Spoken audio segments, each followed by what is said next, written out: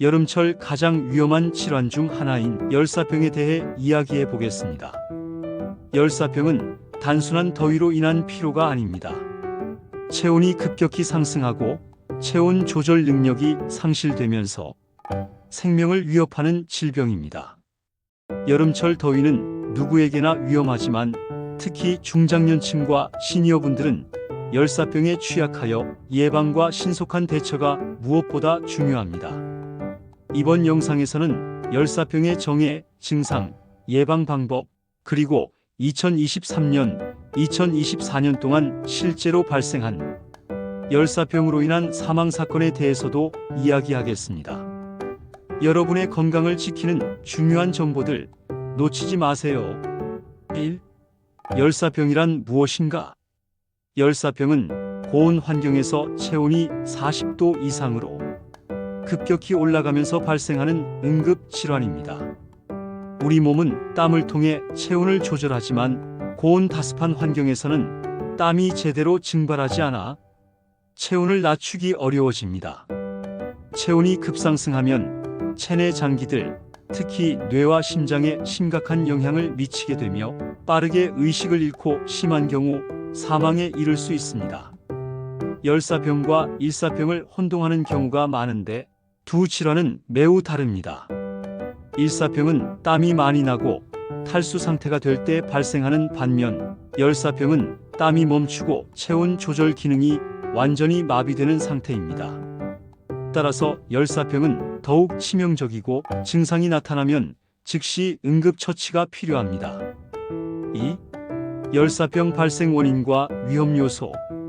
여름철 더위가 계속되는 동안 체온을 조절하기 어려운 환경에서 열사병이 발생합니다. 중장년층과 시니어 분들에게 열사병이 더 위험한 이유는 체온 조절 능력이 떨어지고 갈증을 느끼는 감각이 둔화되어 탈수가 쉽게 일어납니다. 또한 만성 질환을 앓고 있는 경우가 많아 열사병이 발생했을 때 합병증이 동반될 가능성이 큽니다.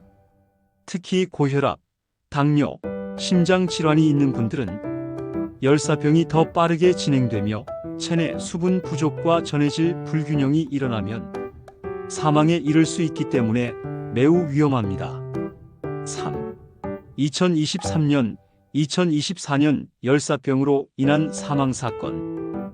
2023년 여름, 서울과 인천을 포함한 주요 도시에 폭염 경보가 발효되었습니다. 서울에서는 150명 이상이 열사병으로 병원에 실려갔고 그중 20명 이상이 사망했습니다. 특히 한 70대 남성은 집에서 더위에 지쳐 쓰러졌고 결국 열사병으로 사망하게 되었습니다. 이 사건은 여름철에도 실내 온도 관리와 냉방기기 활용의 중요성을 일깨워 주었습니다. 2024년에도 열사병으로 인한 사고가 계속해서 발생했습니다. 경기 지역에서는 고온 다습한 날씨가 이어지면서 80대 여성이 밭에서 일하다가 열사병에 걸려 사망하는 사고가 발생했습니다. 또한 전국적으로 고온 기간 동안 60대 이상 어르신들이 열사병에 걸려 20명 이상 병원에 실려갔고 그중 3명이 사망했습니다. 2025년 여름 서울 강남구에서 70대 독거 어르신이 집에서 쓰러졌고 병원에 도착하기 전 사망 판정을 받았습니다. 이 사건은 외부 활동보다 실내 환경 관리의 중요성을 다시 한번 강조해주고 있습니다. 4. 열사병 증상. 열사병의 초기 증상은 일사병과 유사하지만 점차 증상이 심해집니다. 두통과 어지러움으로 인한 체온 상승으로 몸이 매우 뜨거워지고 땀이 멈추면서 피부가 건조해지거나 빨갛게 변합니다.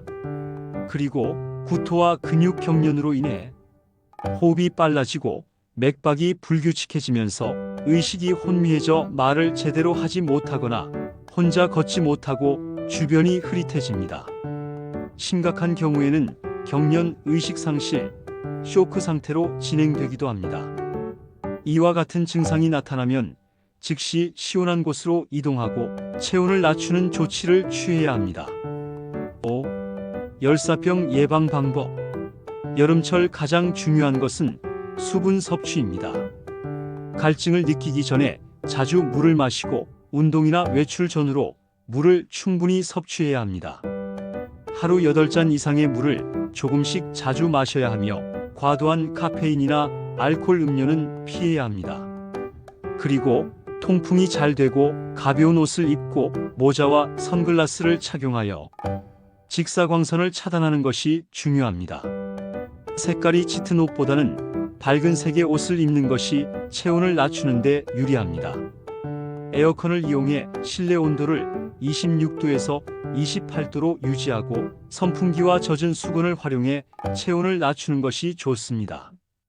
환기를 자주 해주어 실내 공기를 시원하게 유지하세요. 적절한 휴식. 더운 시간대에는 무리한 활동을 피하고 10에서 20분마다 시원한 곳에서 휴식을 취해야 합니다. 자주 쉬는 것이 열사병을 예방하는 데 큰 도움이 됩니다. 6. 열사병 발생 시 응급처치 방법. 응급처치는 시간이 생명입니다. 즉시 시원한 장소로 이동하여 그늘에서 휴식을 취합니다. 옷을 느슨하게 풀고 체온을 낮추는 조치를 취합니다. 물이나 이온 음료를 천천히 마시게 하고 의식이 없다면 음료를 먹이지 말고 바로 119에 신고해야 합니다. 냉찜질은 젖은 수건이나 얼음팩으로 목, 겨드랑이, 사타구니에 찜질하여 체온을 빠르게 낮춥니다. 경련이 발생하면 기침을 하지 않도록 부드럽게 다리를 펴고 환자의 입을 보호해야 합니다. 7. 2025년 여름 대비. 2025년 여름도 예년보다 더 더운 날씨가 예고되고 있습니다. 특히 노인, 어린이, 만성질환자는 더위를 잘 느끼지 못할 수 있기 때문에 주기적인 수분 섭취와 체온 관리가 중요합니다. 이제 우리는 더위에 대한 경각심을 갖고 적절한 대응책을 마련하는 것이 중요합니다. 가족, 이웃, 주변 사람들과 함께 서로 도와가며 건강을 지키는 습관이 필요합니다. 열사병은 충분히 예방할 수 있는 질병입니다. 물 마시기, 적당한 휴식, 시원한 환경 유지만으로도 큰 차이를 만들 수 있습니다. 2023년에서 2024년 여름 열사병 사고는 우리의 경각심을 다시 한번 일깨워줍니다. 이번 여름은 여러분과 가족, 이웃의 건강을 함께 지키는 시간이 되길 바랍니다.